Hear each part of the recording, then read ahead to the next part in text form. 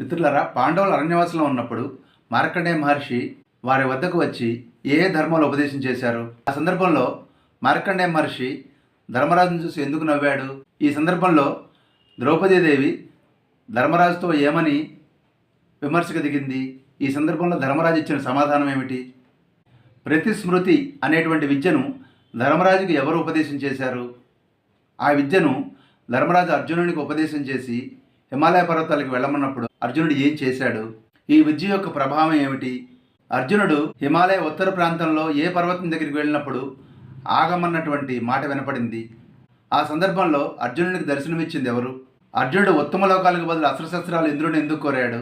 అర్జునుడిని శివుడి గురించి తపస్సు చేయమని సలహా చెప్పింది ఎవరు? కిరాతుని వేషంలో ఉన్నటువంటి శివుడితో అర్జునుడు చేసిన ఘోర యుద్ధం తాలూకు పరిణామాలు ఏమిటి? ఆఖరి క్షణంలో అర్జునుడు శివుణ్ణి గాంధీవంతో కొట్టినప్పుడు శివుడు ఏం చేశాడు? అర్జునుడికి పాశుపతాస్త్రం ఇస్తూ శివభగవానుడు ఏమని చెప్పాడు?